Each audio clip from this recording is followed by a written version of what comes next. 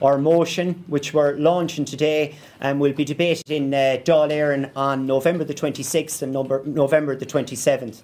The wording of the motion is as follows: to ask the ECB to allow for the central bank to destroy immediately the 25 billion in sovereign bonds issued in February of this year in lieu of the remaining promissory notes, plus the 3.06 billion bond also being held by Central Bank of Ireland, payment for 2012 promissory note, further to cease any and all interest payments currently being made on those bonds.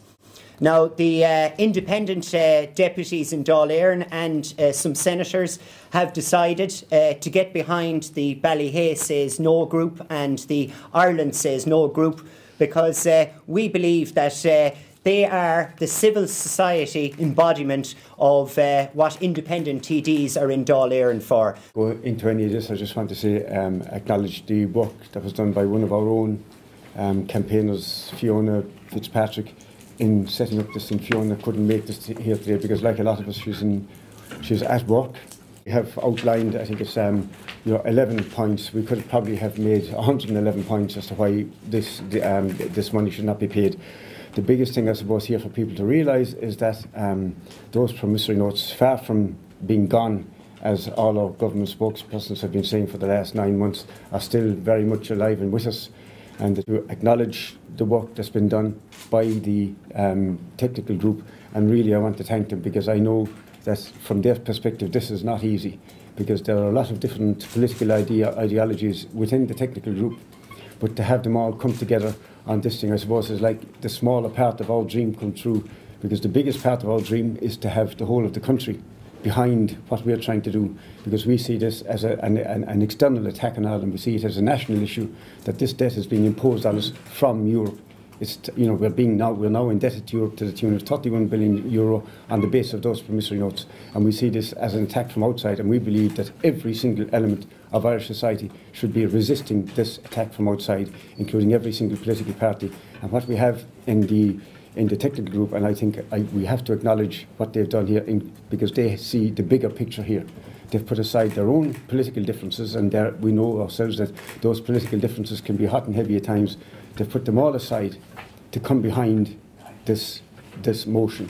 And what we're trying to do, what we hope to do, is between here, we have 2 weeks to build up momentum behind this thing, using every conceivable method we have. And I think at this stage, the only conceivable method we have will be the social media, Twitter and Facebook, because our national media, not for the first time, have ignored completely what we have done. The amount of money that's being spent each year just servicing this debt is taking away from real services to real people, and it's hurting people. We can't disconnect it from things like, for example, the like of the discretionary medical cards, high class sizes, the lack of a strategic fund to encourage people to get people back to work through initiatives that the state can take, because they're all part of the same issue. Clearly, we're taking this opportunity to try and do what the government has failed to do, and that is to ask for this debt to be written off. I'm delighted to be here to lend my voice to this campaign as one, I suppose, unfortunate deputies that did vote for the bank guarantee, been summoned to Dublin that day and been told, by Minister Linehan, I'm not calling him a liar, but being told a pack of lies about the situation and why we had to vote for it, and having fought with the late Minister at the time and eventually reluctantly voting for it, I will be honest and say I did vote for it. The biggest mistake I ever made in my life, because we were lied to by the bankers, totally, and it was all a case of save the euro at all costs. I have described this more than once as the Third World War without a bullet. The one shot being fired is the World War, really, and it's the ECB and the Germans again trying to just literally take over and kind of rule all our lives in a monetary fashion. And we've seen the pain and the anguish across all of society, from the cradle to the grave. And indeed, the last budget, not even the people being buried, the debt grant being cut. So look, we just have to fight and salute the Ballyhay and the Tralee and the other groups that are so, consistent and so right, And it's so difficult, obviously, and I'm not going to condemn the media. We get it out ourselves without them, we have to. And I think that it's behest on people like ourselves to raise this issue in the Dáil again. These are now promissory notes that have been turned into bonds that are going to continue to be paid the same way, and will put generation upon generation in debt. And if the ECB cannot turn around and accept the fact that we cannot pay these debts, then there should be no banking system in the world, because every single day of the week banks negotiate with companies, etc., that haven't got the money. We've seen independent newspapers there not so long ago got their debt written off, and why they can't do that to a country is beyond me. This debt is not our debt. It's destroying our country. It's holding back our young people. We can never move forward as long as that debt is around our necks. And if our government is not prepared to stand up and say to the ECB that this is not our debt and you owe us big time on this, then it's up to the rest of us. It's up to the public to do that with those independent members who are prepared to take that stand. A government is elected to represent the best interests of its people, and quite clearly this present government is not doing that. We can't make progress. We can't shake off the shackles of this debt until the government takes that kind of stand. And we need to apply as much pressure as we possibly can to force them to do that. And if they're not prepared to do it, well, then a very strong message has to come from the public that the Irish people will not continue to lumber under this massive debt. Selling us and the people a mirage of a so-called exit from the bailout. And it is a complete fantasy. And this issue of our debt is the proof that it is a complete fantasy that we are exiting any bailout. As long as this debt exists, we will be crippled with billions of interest payments for decades to come, and we will be required under EU rules to inflict austerity budget after austerity budget in order to pay off the interest and the capital on this debt. So it's simply a lie by the government to say anything has changed because the formal arrangement with the Troika is over. We're out of one regime of austerity and external control and straight into another one of more austerity, more external control, and the destruction of economic democracy in this country.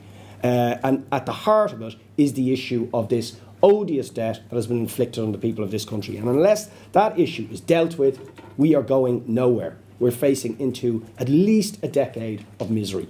And we have to resist it. And fair play to the Ballyea people for continuing that fight. The Irish people, the taxpayers, who are so hard-pressed, and every day we have nothing but austerity measure upon austerity measure, and all against the promises and the commitments that the government made. That's why I'm here today, to lend my support to the people from Ballyea, to the people from Charleville, to the people from Tralee, who every week religiously outside of county buildings wage and continue to stand in their protest. And it's about time that more and more politicians came out and stood behind these people and say to those people, yes, you are actually right, the points you are making are factually correct, and you are standing up for what is indeed a silent majority in Ireland. Because an awful amount of people are every day going about their business, taking upon their shoulders all these austerity measures which they never were the cause of bringing about in the first instance. On this, we're going to break free from the chains that are around us now in some form or shape and stand up. And I think we've got the example from our forefathers in the past who resisted the greatest empire supposed to be in the world and took it on. And I think perhaps if we really join as a community together in this and bond together with, that's probably a bit of a pun, bond together, make a long story short anyway, I do believe we'll have to give it much extra than the kid glove approach with the ECB and the IMF and all the rest, like, be honest about it. And I think you've paved the way for us you have really given us the example of how to redouble our efforts, and I would just like to say we join in and everyone be associated and help out everywhere I can, as well with all the other Oireachtas members. There is the connection between the debt and what people are suffering doesn't seem to be sinking in with people. I think it's time that people actually join the dots, that if you have a child with a disability, it's not that the money isn't being taken off you for spite, it's actually being taken off you to give it to a person that actually caused the whole thing. You have to join the dots. It's for the sake of the country at the present, but the future of the country for your children. And I have 3 of them, and I think that I would like to see that they have a choice to actually stay in the country and not have to leave it.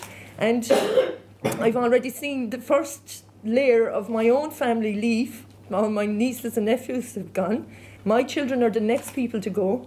And I don't think it's right that any of us that didn't gamble, I didn't party, and I take offence that someone that is supposed to be our leader went out and said that we partied and this is our debt. Now, I never partied. I don't know anyone else that partied that lives near me. But I do know lots of people that have issues now with trying to pay mortgages and have children that are in need of care. And I would urge these people to come out and support the Ballyhay campaign, just like we did in Tralee. You will feel a lot better for coming out and standing up for what is right, because believe it or not, I think that all the people that are sitting at home and do nothing know they're doing nothing and that they should be doing something. And if you want to have a bit of self-respect for yourself and self-respect or a bit of respect for your children, I know that sounds very hard, but they will be paying for this for the rest of their lives. And I have too much respect for my kids to actually let them be paying for a banker's debt that they never caused. So that's about all I can say, but I urge people to come out. Matty McGrath said something very interesting. This was not a bailout, it's a clean out. That's an absolutely cracking line, and it's going to continue to be a clean out for this generation, the next generation, and the one after. And if people will come out on the 27th and show their support, at the very least, let's shame the government to actually go and ask, just to ask for a write-down. That is the basis of this, and they have refused to do that until now. So thank you very much to the technical group and for everyone coming today, and let's keep the message getting out there for the 27th. Thank you very much. And we have any amount of people, whether it be carers, whether it be people with disabilities, whether it be people on the issue of education, come to us about the fact that there are cutbacks and that they don't have enough money to survive. All of this goes back to the fact that we have had odious bank debt piled on our shoulders. And while we can all try our best to help the carers or whatever group that comes to us, ultimately the only way we will win this for them is if they come now and help us as well. Because the next time they try to cut you, it will be for a reason. It is because we haven't got rid of this odious debt. So on November the 27th, between now and then, all of those groups, it is essential that they mobilise and they come out on that day and they try and get this debt off our backs. It is the only way we will ever be able to afford decent services for the most vulnerable or for anyone in this society. So November 27th is the day. We're not saying it's the perfect solution or anything like that, but it is the only solution we have at the moment, and we've got to get behind it.